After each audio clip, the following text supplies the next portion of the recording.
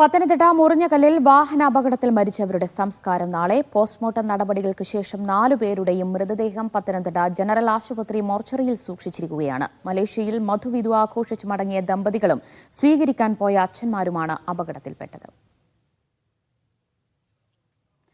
പത്തനംതിട്ട കോന്നിയിൽ നിന്ന് ജോസി ബാബു വിവരങ്ങൾ നൽകും. ജോസി, പാലക്കാട് പനയമ്പാടത്തെ 4 വിദ്യാർത്ഥിനികളുടെ ജീവൻ നഷ്ടമായ വേദനയിൽ നിന്ന് ഇപ്പോഴും കേരളം മുക്തമായിട്ടില്ല. അപ്പോഴാണ് പത്തനംതിട്ടയിൽ മറ്റൊരു അപകടമുണ്ടായിരിക്കുന്നത്. 4 പേരുടെ ജീവൻ നഷ്ടമായിരിക്കുന്നത്. എപ്പോഴാണ് ഇവരുടെ സംസ്കാര ചടങ്ങുകൾ തീരുമാനിച്ചിട്ടുള്ളത്?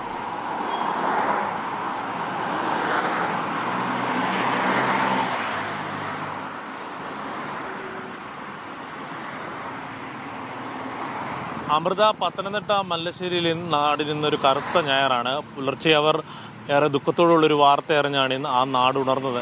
കാരണം കഴിഞ്ഞ 30-ാം തീയതി മാത്രം വിവാഹം കഴിച്ച 2 ദമ്പതികളും അവരുടെ പിതാക്കന്മാരും ആണ് ഈ അപകടത്തിൽ മരണപ്പെട്ടത്.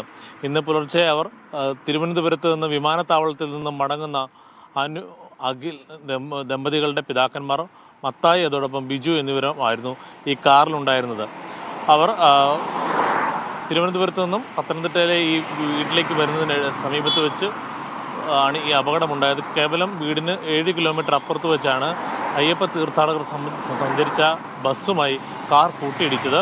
കാർ എതിർ ദിശയിലേക്ക് ദിശ തെറ്റി മാറി ബസ്സിൽ ഇടിക്കുകയായിരുന്നു. ആ ബസ്സിൻ്റെ മുൻഭാഗവും അതോടൊപ്പം കാറിൻ്റെ മുൻഭാഗവും പൂർണ്ണമായും തകർന്നു. കാറിൽ നിന്നും വെട്ടിപ്പൊളിച്ചാണ് 3 പേരെ പുറത്തെടുത്തത്. അനുവിനെ മാത്രമാണ് ഡോർ തുറന്ന് പുറത്തെടുക്കാനായത്. അനുവിനെ ആശുപത്രിയിൽ എത്തിക്കുന്ന വഴിമധ്യേ മരിച്ചു. മറ്റു 3 പേരും സംഭവ സ്ഥലത്ത് വെച്ച് തന്നെ മരിച്ചുവെന്നായിരുന്നു ദൃക്സാക്ഷികൾ അറിയിച്ചിരുന്നത്. എന്തായാലും ഇന്ന് വേഗത്തിൽ തന്നെ ജില്ലാ ഭരണകൂടം അതോടൊപ്പം തന്നെ ജനപ്രതിനിധികളുമൊക്കെയും ഇടപെട്ട് വേഗത്തിൽ തന്നെ നടപടിക്രമങ്ങൾ പൂർത്തിയാക്കിയിരുന്നു. പത്തനംതിട്ട ജനറൽ ആശുപത്രിയിൽ പോസ്റ്റ്മോർട്ടം നടപടികൾക്ക് ശേഷം മൃതദേഹങ്ങൾ ഇപ്പോൾ സ്വകാര്യ ആശുപത്രിയുടെ മോർച്ചറിയിൽ സൂക്ഷിച്ചിരിക്കുകയാണ്. നാളെ ഉച്ചയ്ക്ക് ശേഷമാണ് സംസ്കാരം നടത്തുക. ഇവരുടെ 2 പേരുടെയും കുടുംബാംഗങ്ങൾ, അനുവിൻ്റെയും നിഖിലിൻ്റെയും കുടുംബാംഗങ്ങൾ ഒക്കെയും വിദേശത്ത് ജോലി ചെയ്യുന്നവരുണ്ട്. അവരൊക്കെയും നാട്ടിലെത്തുന്നതിന് വേണ്ടിയാണ് നാളെ ഉച്ച കഴിഞ്ഞത്തേക്ക് സമയം നിശ്ചയിച്ചിരിക്കുന്നത്.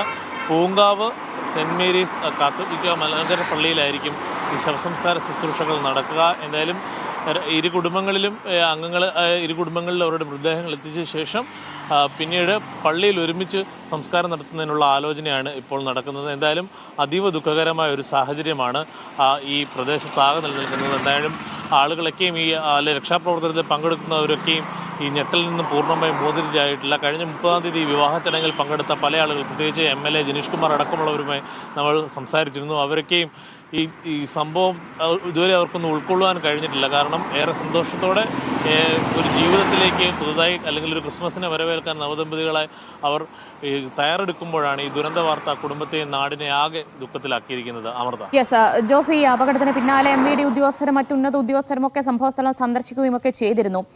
ഈ അപകടത്തിന് പിന്നിലെ കാരണങ്ങൾ സംബന്ധിച്ച് എന്താണ് ലഭ്യമാകുന്ന വിവരങ്ങൾ?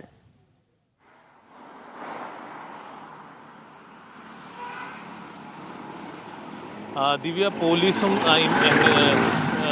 MVD പ്രത്യേകിച്ച് മോട്ടോർ വാഹന വകുപ്പിൻ്റെ സേഫ് സോൺ വിഭാഗം അടക്കം ഈ സംഭവ സ്ഥലത്ത് പരിശോധന നടത്തി. പ്രാഥമികമായും കാർ ഡ്രൈവർ ഉറങ്ങിപ്പോയതാകാം ഈ അപകട കാരണമെന്നുള്ള നിഗമനത്തിലേക്കാണ് പോലീസ് എത്തിയിരിക്കുന്നത്. കാർ ഓടിച്ചിരുന്നത് ബിജു ജോർജാണ്. ഈ പെൺകുട്ടിയായ അനുവിൻ്റെ പിതാവാണ് വാഹനം ഓടിച്ചിരുന്നത്. അദ്ദേഹം ഉറങ്ങിപ്പോയതാകാം ഈ അപകട കാരണമെന്നാണ് മനസ്സിലാകുന്നത്. കാരണം ഈ CCTV തൊട്ടു മുമ്പുള്ള CCTV ദൃശ്യങ്ങളടക്കം പുറത്തു വന്നിട്ടുണ്ട്. കൃത്യമായ ദിശയിൽ തന്നെയാണ് ഈ ശബരിമല തീർത്ഥാടകരുടെ വാഹനം പോയത്. നേരെ മറിച്ച് എതിർ ദിശയിലെത്തിയ ഈ കാർ ദിശ തെറ്റി മറുവശത്തേക്ക് റോഡിൻ്റെ മറുവശത്തെ ട്രാക്കിലേക്ക് പോയി ഈ കാറിൽ ഇടിക്കുകയായിരുന്നു. പിന്നീട് രക്ഷാപ്രവർത്തനത്തിൽ എത്തിയവരുമൊക്കെയും അത്തരത്തിലുള്ള മൊഴികളാണ് പോലീസിന് നൽകിയത്. സ്വാഭാവികമായും അത് കണക്കിലെടുക്കുന്നുണ്ട്. കൂടാതെ ഈ ഡ്രൈവറുടെ മൊഴിയും പോലീസ് രേഖപ്പെടുത്തിയിട്ടുണ്ട്. ഡ്രൈവർ മൊഴി നൽകിയിരിക്കുന്നത് ശബരിമല തീർത്ഥാടകരുടെ വാഹനം ഓടിച്ചിരുന്ന ഡ്രൈവർ പറഞ്ഞത് അദ്ദേഹം പരമാവധി ഇടതുവശത്തേക്ക് റോഡിലേക്ക് ചേർത്ത് നിർത്തി ഈ വാഹനം ദിശ തെറ്റി വരുന്നത് കണ്ട് പരമാവധി റോഡിൻ്റെ ഇടതുവശം ചേർത്ത് നിർത്തി. പക്ഷേ അപ്പോഴേക്കും കാർ വന്ന് ഇടിച്ചിരുന്നു, അപകടം സംഭവിച്ചിരുന്നു എന്നാണ്. എന്തായാലും ജില്ലാ കളക്ടർ അടക്കം ഈ സംഭവ സ്ഥലത്ത് സന്ദർശനം നടത്തിയിട്ടുണ്ട്. ജില്ലാ കളക്ടർ റോഡ് സുരക്ഷാ അതോറിറ്റിയോടും അതോടൊപ്പം തന്നെ പോലീസിനോട് റിപ്പോർട്ട് തേടിയിട്ടുണ്ട്. സ്വാഭാവികമായും കൂടുതൽ പോലീസ് ഈ അപകട കാരണം ഡ്രൈവർ ഉറങ്ങിപ്പോയതാകാമെന്നുള്ള നിഗമനത്തിൽ എത്തുമ്പോൾ തന്നെ സ്വാഭാവികമായ നടപടിക്രമങ്ങളുടെ ഭാഗമായി അന്വേഷണം നടത്തി അന്വേഷണ റിപ്പോർട്ട് കോടതിക്ക് സമർപ്പിക്കുകയും ചെയ്യും. ദിവ്യ.